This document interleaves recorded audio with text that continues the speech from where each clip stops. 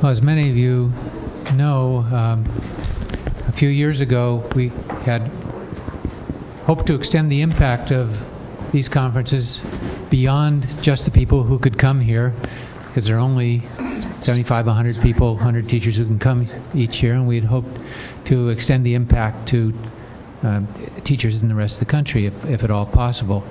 And in order to do that, we had the idea to create classroom presentations that could be used by others beyond those who were here. We were fortunate to have a financial donation from a couple, the Rabs, to offer prizes for you to create such presentations. We're obviously not equipped to do that. It takes an experienced high school teacher. And so we've had, for the past 3 years, a contest for you to create classroom presentations that could be used by others. We then put them up on the web. And so we have those for the past 3 years. We know that there are roughly 10,000 hits per year on those, and somebody's using them. How many of you have actually looked at the prize-winning presentations on the web? Thank you. And I wonder if any of you have actually used material from them in the classroom. A few. Well, we hope that they're used by others. In any case, there are significant cash awards for those of you who win the contest. The first prize is $3,000. They're not negligible awards. Okay. So, in order to learn a little bit more about this, you have some material in your packets today. There is information on the criteria for entering the contest on our website as well, but I think all that information also exists in a paper inside your packet. And in addition, we have one of the prize winners from this past year, Cherie Harper, who is going to talk a little bit about that, about her experience and about entering the contest. Hi, I'm Cherie Harper. I've been asked to give you some tips for creating a lesson and entering the REB contest based on the KITP Teachers Conferences. And honestly, there is no way that I'm going to be able to help any of you with PowerPoints because I'm honestly not that great at them myself, and I'm sure you're all much better than I am with this. As you'll see as I go through this one, that you don't have to be a professional at doing PowerPoints in order to win the prize. I am from Greensburg-Salem High School in Greensburg, Pennsylvania. It's a little bit outside of Pittsburgh. And the RAB contest, as was stated, is a contest with prize money. It's for the best secondary school science presentation based on the KITP Teachers Conferences. And I shared third place in 2008, shared second place in 2010, so I'm getting a little better at this, I guess. I've attended 8 of the 9 past conferences, so I've been here many times and taken lots of stuff back to my students each time. And this RAB contest has really helped me to have an incentive to take it back to my students. And I'll actually put it all together in an understandable format. My goal each year has been to take the information back and use it in my classes. I teach Physics 1, AP Physics, Honors Physics 2, and next year I get to teach Astrophysics and Astronomy, which I have pushed for, and this has been one of the incentives for me to get that class to go through. And it gives me a lot of opportunity to use this in different areas. I came up with 5 R's for us as far as what we should be putting together here, why we should do this. And the first one is to relish.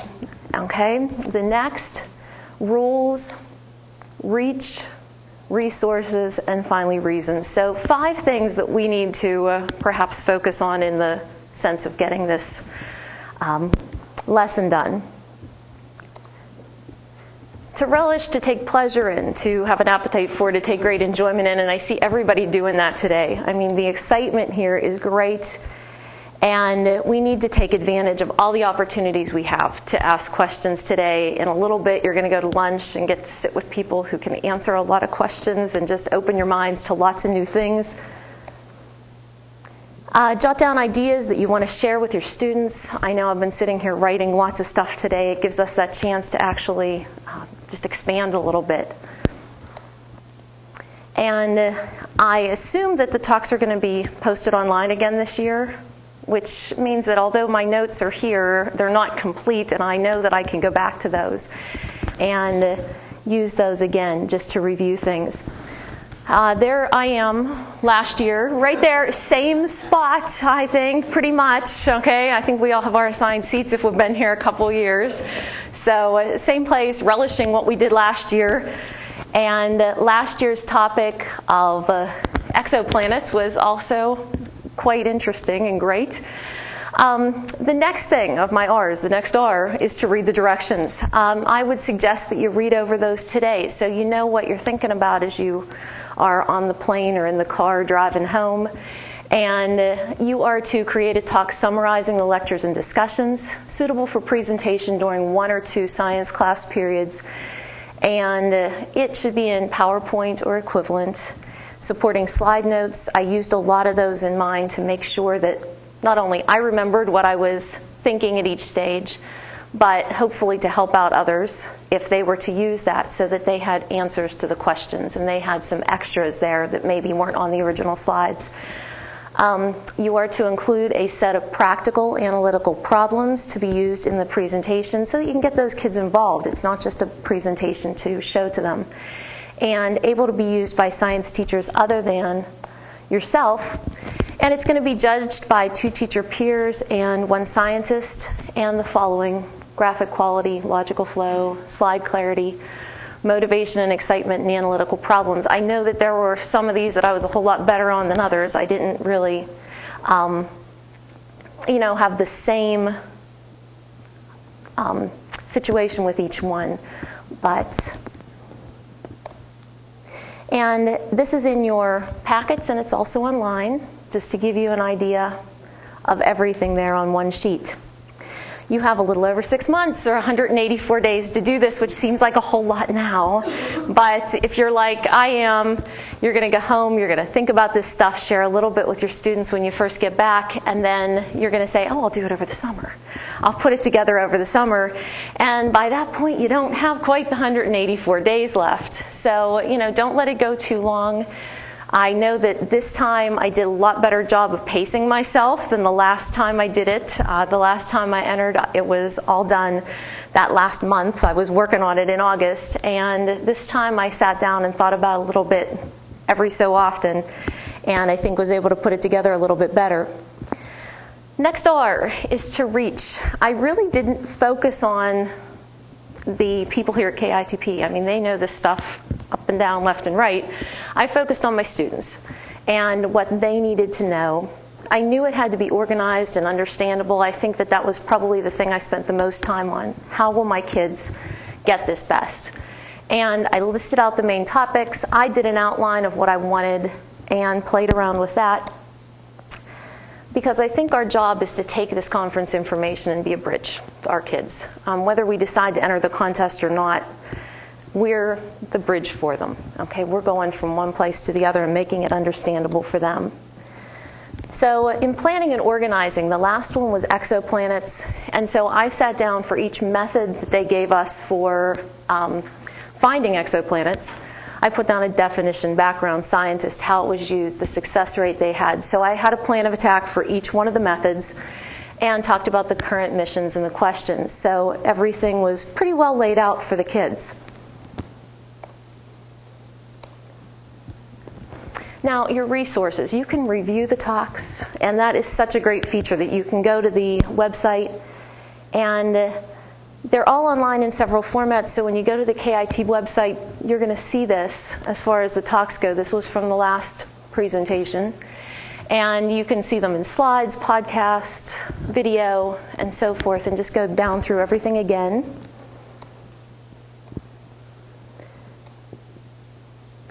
Do some extra research. There are many books out there, websites out there. In fact, the people who are presenting today, I have already looked to see and have some awesome things online. So there are lots of other places that you can go. I tried to overlap problems and questions with other topics from my class because I know, as the rest of you are, I'm really time constrained to try to get this stuff into the classroom.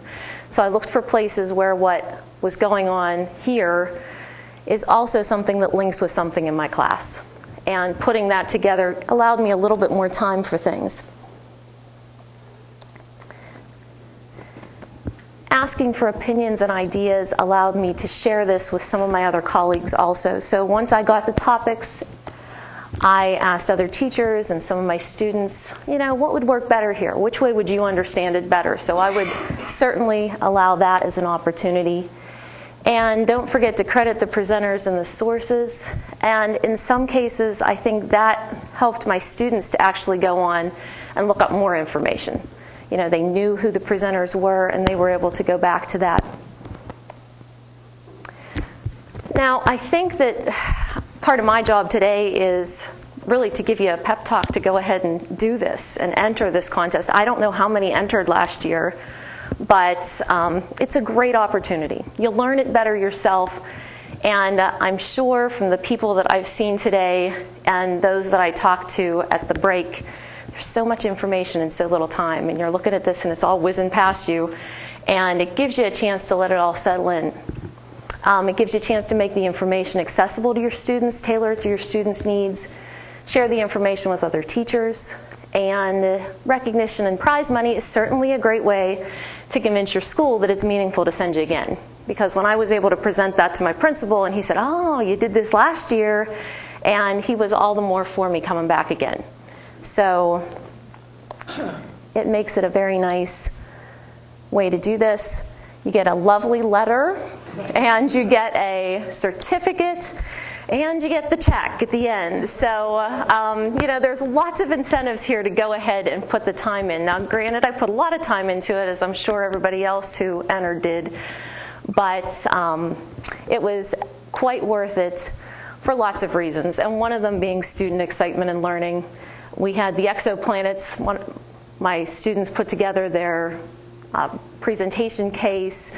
Here are a couple of them that did that, and they presented a lesson, so they impressed the girls, So we had, lots of excitement in all of this. Now, I just put a couple slides in here from mine, just so you could see the pattern that I followed. And you'll also see that I am not professional at doing PowerPoints at all. It wasn't anything that fancy.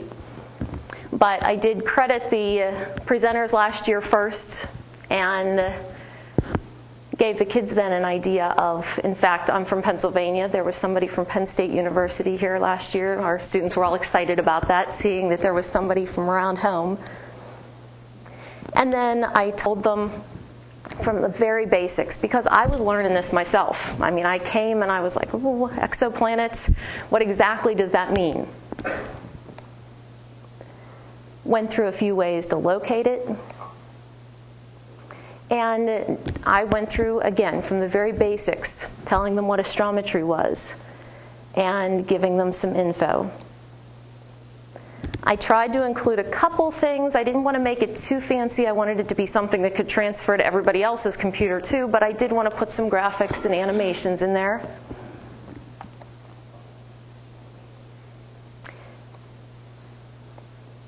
And in fact, I picked out some things that were more local to our area again, and made sure that I focused on those because, of course, the kids like to see things from their own area.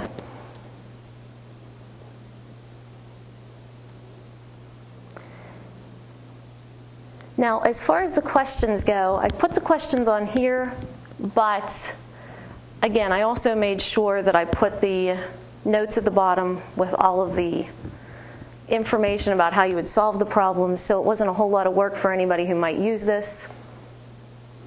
And didn't make all the questions computational. I did put a couple on here that they just need to think about, poll some people, ask some questions.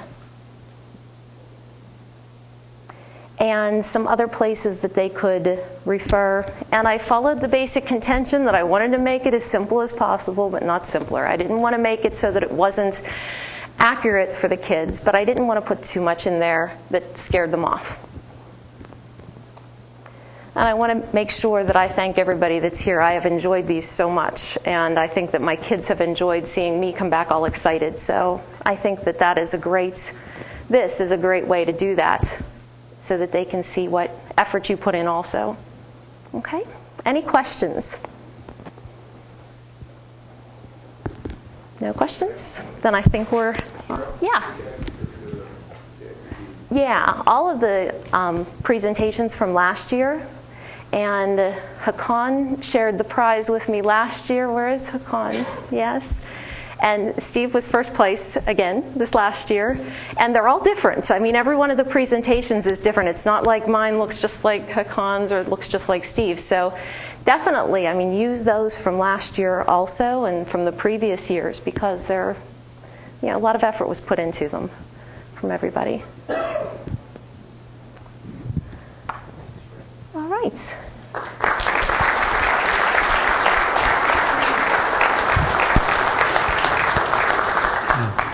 David pointed out, I neglected to mention that the contest is indeed extending another year. The original donation has enough for one more year. It may be your last chance, so if you're ever planning to enter, do it now. Thank you.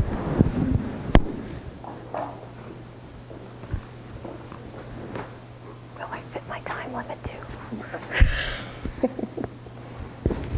Cheryl, that was